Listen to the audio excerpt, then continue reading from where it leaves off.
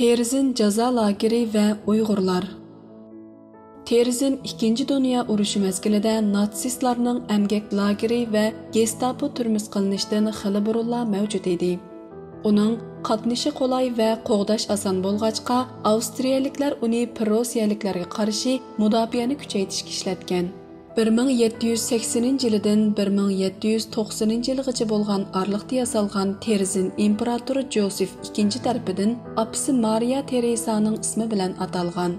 Lekin bu yerda hech qanday urush yuz berib baxmagan. Keyin 19-asrda bu qal'a yana turma qilingan. 1914-yili 6-oyning 28-kuni Avstriya taxt varisi Franz Ferdinand ve onun ayolini o'ldirgan bosniyalik millatchi Sirp Gavrilo Prinsip qatorliq siyosiy mahbuslar 1-Dünya urushi mezgilida mush yerga qamalgan. Bugungi kunda bu shahar kichik qal'a bilan natsistlar davridagi Gittoga bo'lingan bo'lib, bu yerda Gitto muzey va boshqa o'rinlar bor. Bu yer turma qilingan 5 yilda mushu lagerga akilingan taxminan 32 ming mahbusning ko'pinchisi texmi sharqdagi boshqa lagerlarga surgun qilingan va shu yerda o'lgan. Ularning taxminan 3 mingi chet elliklar, jumladan Rossiya, Polsha va Fransiyadan kelganlar edi. Taxminan 2500 mahbus mushu kichik qal'ada hayotidan ayrilgan. Litomirskga yaqin joydami bir tarmoq lager bor bo'lib, u yerning sharoitimi nachar edi. Mavjud turmalar to'shib ketgan bo'lg'achqa, natsistlar bu kichik qal'aga muhtoj bo'lib qolgan edi. Ular urushning dastlabida nurg'un qarshilik ko'rsatuvchilarni va kommunistlarni qo'lga olgan edi. Qarshilik ko'rsatgan ishchilarga yordam berganlar, buzg'unchilik bilan shug'ullanganlar va yahudiylarga qarshi turish qonuni xiloflik qilgan yahudiylarmi shu mahbuslarning orasida edi. Kichik qal'aning ichida turma hovlisidan 4 bor edi. Erlarga ayrilgan 1-hovlida atigan kechda yo'qlama qilinadi. Ziyoratchilar bu yerda 17 kamer borligini ko'ra oladi. Ayni chaqda mushu kichikkina kamerlarning har biriga 60 dan 90 gacha odam solangan edi. Bu kamerlarda 3 qavatlik karvatlar, bir hojatxona va bir uloq bor bo'lib, yundularmi takror ishlatiladi. Pit ve haşeratlar tazlık ahvalini texmi nacharlashtirayotgan edi. İkinci hovla qiynashni o'z ichiga olgan ma'muriy tartiblar uchun ishlatiladi. Er mahbuslarga Chexoslovakiyaning ko'na harbiy formasi kiydirilgan. Ayollar puxrach kiyingan edi. Agar mahbus Yahudi bo'lsa, ko'ngligining ko'kirkida va dumbisida seriq yulduz yoki o'xshamagan kategoriyalarga vakillik qilgan 3 pulon bor bo'ladi. Tutqunlarga yana yog'och oyoq, adiyal, metal qacha ve qo'shiq tarqitilgan bo'lib, erlarning hammasining chechi tushirib etilgan edi. Gerçi Yahudiylar odatda shu atrofdagi getolarga yig'ilingan bo'lsa-mu, ammo getodan qochishga uringan yoki qarshilik ko'rsatish harakatlariga qatnashgan Yahudiylar kichik qal'aga avatilib, qattiq qiyin-qistoqqa uchraydi.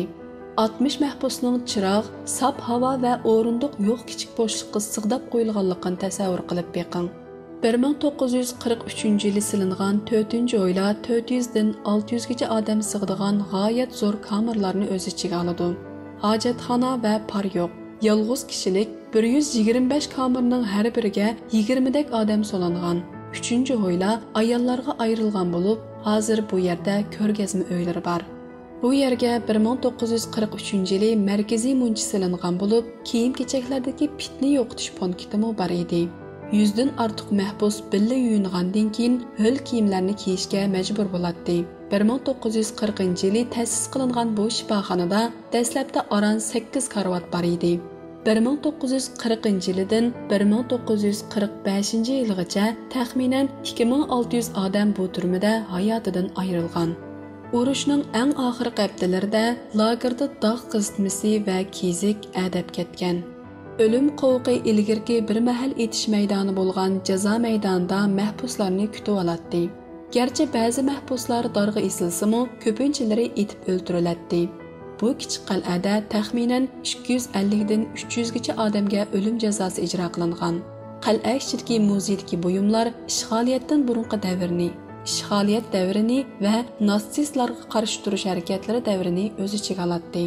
Gitto muzey ayni chaqdagi Gittoga joylashgan bo'lib, ziyoratchilarni mahbuslarning dahshatli kundalik turmushi bilan tanishtiradi.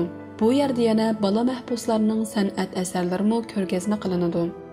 Ziyoratchilar bu yerda Gittodagi kultural faoliyatlarni va ma'naviy turmushni, shundaqla bu lagerning toki 1945-yili 5-oyning 8-kuni Sovet ittifoqi tarafidan ozod qilinganga qadar ocharchilik, kasallik, boshqa yerga yo'tkib etilish vahimasi va o'limning iskanjasida turganligini his qila oladi.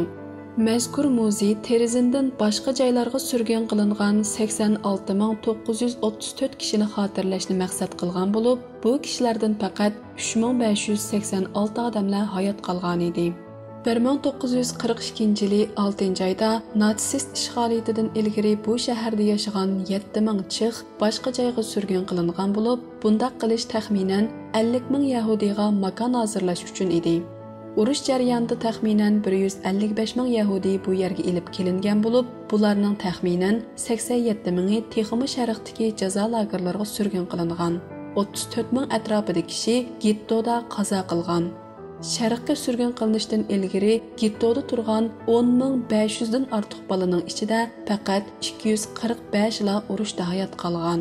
1944-yili 6-oyning 23-kuni Xalqaro Qizil Kirist jamiyatining vakillari bu gettoni ziyorat qilgan. Ziyoratga tayyorlik qilish uchun bir qator o'zgarishlar yuz bergan. Gulliklar bu yerga o'sin qo'shgan. Muzik saroyi va bolalar saroyi qurilgan. Kultural faoliyatlar uyushtirilgan. Mahbuslardan tashkillangan san'atchilar naqshi usullar orqali yahudiylarning bu yerdagi baxtli turmushini tashviq qilgan. Kisal mahbuslar Auschwitzga avatib etilgan.